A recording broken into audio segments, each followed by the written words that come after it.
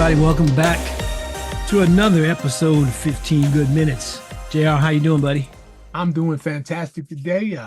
Got my little 52-week project picture out the way, so that gives me a chance to catch on some more. If I get them, I'm doing good.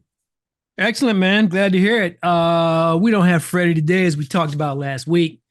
Young fella's turning 44 and is on a birthday getaway with the missus.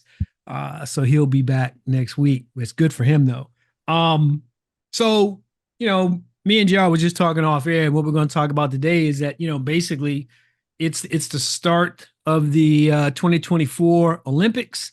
Right or wrong, there are a lot of expectations with some of our teams, some of our individuals. So what I'm going to do, JR, is throw a particular team or person out to you. You give me your thoughts on whether or not the expectations are too lofty, whether or not you think they can win, where you think we're strong, where you think we're not so strong. All right. So let's kick it off with gymnastics. So I'll say that up until this point, there's been a ton of talk, man, about Simone Biles and how well she's done and all that kind of stuff. Is it too much pressure being put on her, or should I just sit back and say, we're good with the expectation? I would say for myself, I would say yes. I think she's been in this position for a lot of times, for a lot of years now. So she may be more used to it than we think she is. But this is a big stage. And, she's already got a legacy, so that could be on her mind more than anything else. To that point, then, is said legacy tarnished if she doesn't come home with gold to you? I don't think it's tarnished, especially if it's a young up and coming. Because if you remember back in the day, Nadia Comaneci came out of nowhere. This is probably way before a lot of people's time, but she came out of nowhere and beat some pretty good American gymnastics people. So everybody has a time. On sticking with gymnastics for a minute, I've been following Fred Richards. A lot of expectations on him too on the men's side. Are you following him? And if so, any thoughts on Nope. whether or not he's in line for gold?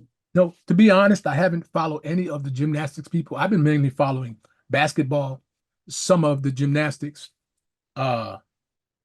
Somebody said something stupid about them being, I don't know if it's stupid or not, being breakdancing in the Olympics. There is. That's an event. Oh, okay. All right. Why would it be stupid, though? No, I'm just saying. I don't know if everybody in the world is doing it, Enough. I guess, there's a process, man, to get something added.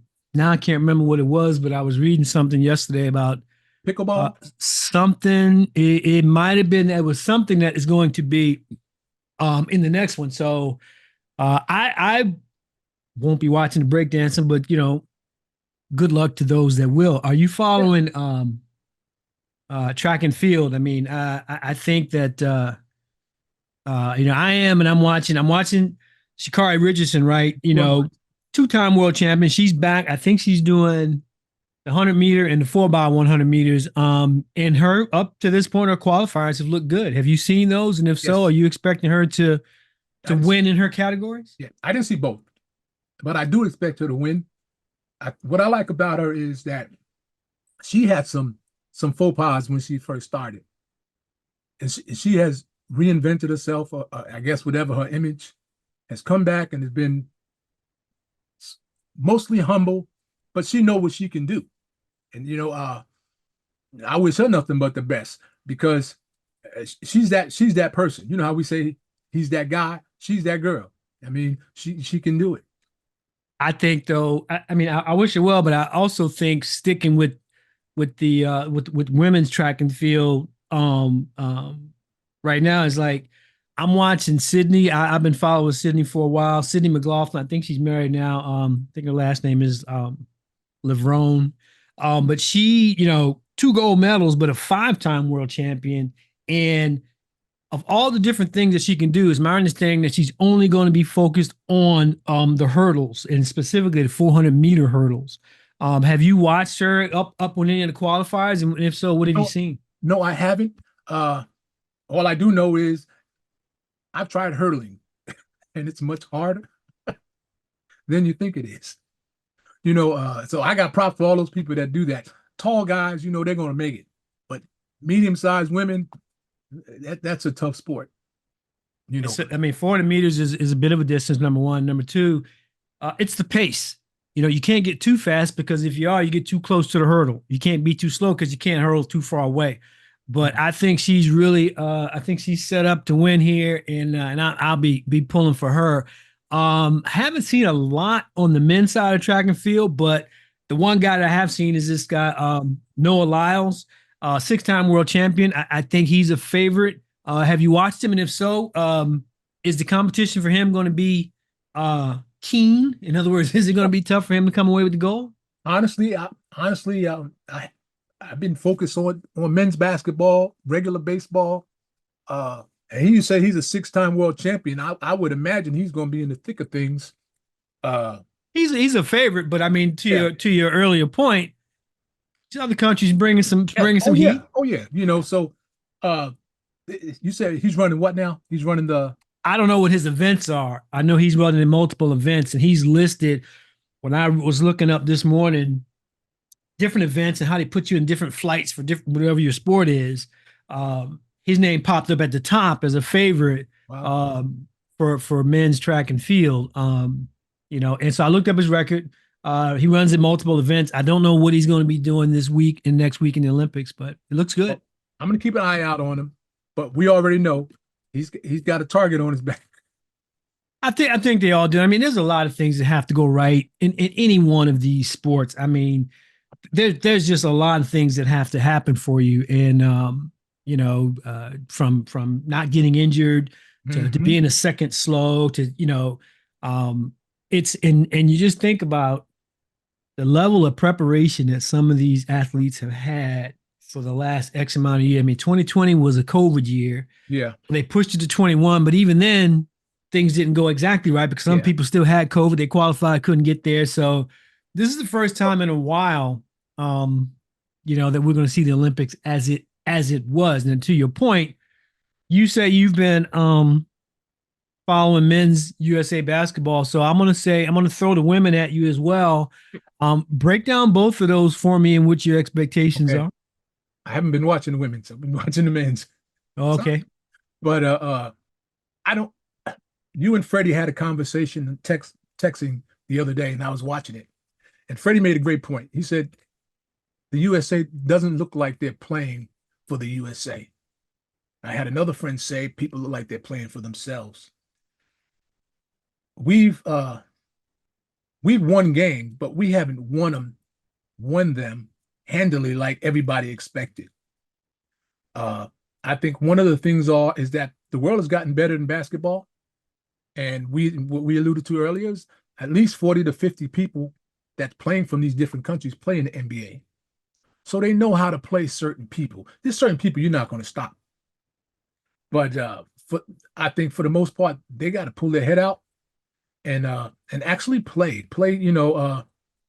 I know I made a comment about Jason Tatum the last show about he hasn't scored. Well, he didn't score in this other game either. I think he scored like 4 points. You got to get folks involved. I know Durant didn't even play. Steph Curry was like 1 for 6, 1 for 7 in the threes. So I don't know if it's subbing or whatever it is, the in and out that people are not really getting their legs under them to play. But you got to figure something out. The coach Kerr's got to figure something out where these guys can get their motors running and are able to play their type of basketball.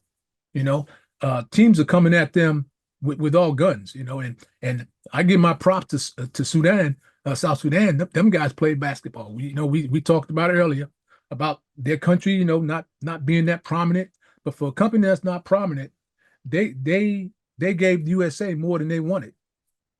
I think a lot of it. Yeah, I mean, I agree with your points. I think working backwards. So that to me is an amazing story with South Sudan. One, they're led by a guy named Luol Deng who went to Duke. Had a really good NBA career. I think he was with Chicago, may have been with somebody else, but they don't even have an indoor facility to practice. Yep. So, depending upon where you are in the world, the motivation can drive you. To men's, I'll start with men's first. I'll say that even though they keep listing them as the favorite, um, they're in for a world of competition, in my opinion. Yes. Independent, running got to get out of their own flight to get to the finals. But if we learned anything, man, from these tune-up games, it's yes, there's a target on the back, but two, these other teams do play well together. Your other point about Tatum, Steph, points, not points. Um, I'm not certain that Steve Kerr has his rotation down. That's what seems to be the thing. But what I watched most recently, so uh, the South Sudan game easily could have lost that. Australia game could have lost that. And then early this week, Germany had him. Germany had him on the ropes. Yes. Germany, and what I'm seeing with those three teams collectively that I don't necessarily see with ours, the movement without the basketball, the chemistry, they have that, and it shows. Plus, I think that the USA makes a ton of turnovers. I'm not saying that they're not going to be a good team, or I'm not ready to say that they're playing individual. I just think that we in this country play a different type of basketball. It's slower, less movement, etc. Well, when you're playing on the world stage, you got to adapt to the world stage. And these folks are good. And in every one of those games that I mentioned, USA was down and could have easily lost. In fact, the one that I really thought would have been more competitive that wasn't was Canada? no, Canada Australia. was good, but Oh, you talk uh, about Serbia. yes, Yes. yes. So I do think if that meeting takes place again here, things should be a little different. Yeah. So I'm going to say, I didn't get to ask you if you expected USA to win them all. I don't. I think they will take a loss, but I do think that they can come out with the goal. But um, I saw every tune-up game, right? And I don't know how we ended up being favored. One of them, I think South Sudan, you report, Yeah. we were favored by 43.5. 43, that was the gap that we were favored by and had to win it at the buzzer. But you know what that is, right? That's fuel. That's fuel for the board in the locker room. If here's my thing, at this level, if you need that for fuel, you've already lost. No, I'm talking about Sudan. That's I fuel. don't. I think Sudan is happy to be here and very good, and there's a pride in the way that they play. Mm-hmm. You know what I mean? And now they've tasted how close they came and should have had that W. I think it's going to be some exciting basketball. I'll say the same thing. I know you haven't followed the women. Women just finished their last tune-up game against Germany, also won. There was a lot of, maybe not a lot. There was concern when they lost to the All-Star team. Yeah. But to be fair, I think our women's All-Star team could be a second Olympic team. You know what I mean? We're that good. I believe that our women's national team is better in their lane than our men's national team is in their lane. I don't expect the women to lose at all. I love the team that they have. We got some old goats in there, and some ballers. I was looking at swimming, and Katie Ledecky is a beast, and she's got like 10, I think it's 10 Olympic medals. 7 of those are gold, and same thing. I mean, years ago was Michael Phelps on the men's side, but in women's, I just think I think she's out there just getting it. Have you watched any prelims for any of the swimming? No, but I've watched her many times in the past. I don't know who's swimming for the other countries. I don't know their times, but I know that Ledecky is legit. The parade, the opening ceremony is Friday, and LeBron James will be bearing the USA flag for the entire contingent of USA. So that'll be pretty cool. I'll be watching that and see what's going on. And lastly, I'm looking forward to some of the commentary from Snoop Dogg, who's out there with NBC. He is an affiliate now, and he's out there doing his Olympic fizzle. And it'll be interesting to get his take. Before we get out of here, let me see if Gerald has something to say today. Yo, man, you got something to say? No, I don't. I don't want to get political, but congratulations to Kamala Harris, and prayerfully she will go ahead and do her thing, and the country will be safe again. After we after the I should say after the what's coming up in August, the Democratic convention. Yeah. We're gonna have a State of the Union show here. We got some special guests coming in. I wanted to wait until after both conventions were over, so we will definitely dive into I got something to say. Much greater detail. We'll have a few guests on the panel. Should be I think a really good discussion. I got something to say is about movies, and I know nobody's gonna do anything about it, GR, but I got to put it out here for the record. So, Dee has a channel where she does movie reviews and such. And a couple of weeks ago, the movie that she reviewed was the latest iteration of Beverly Hills Cop. I think it's called Beverly Hills Axel F or something to that effect. While I haven't seen it yet, I will.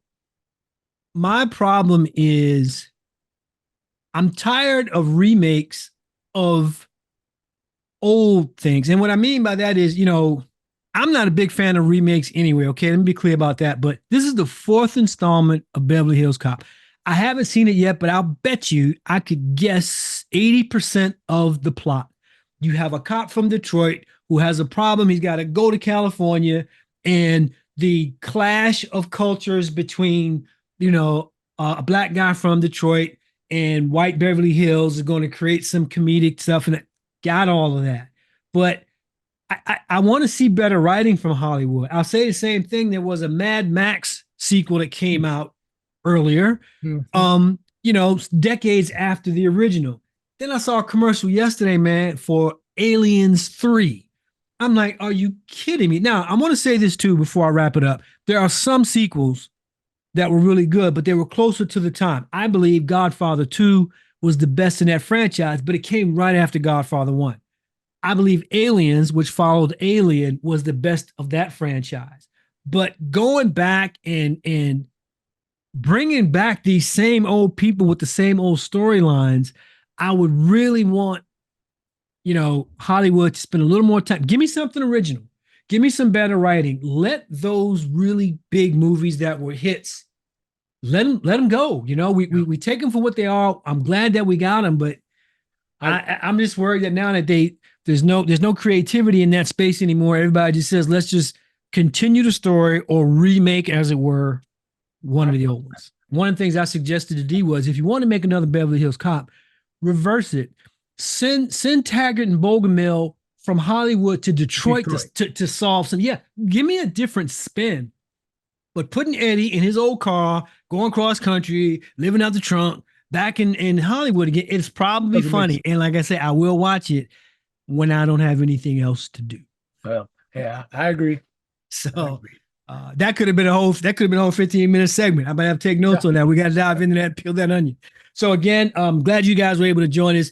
I don't know how into the Olympics everyone is. I hope you find one of these sports or some of these athletes intriguing enough to watch over the next fortnight. It should prove exciting. Like me and JR are talking about, I think there are going to be some surprises, and hopefully you'll be able to watch those. Again, Freddie will be back with us next week. Hope you guys have a great weekend. We're out.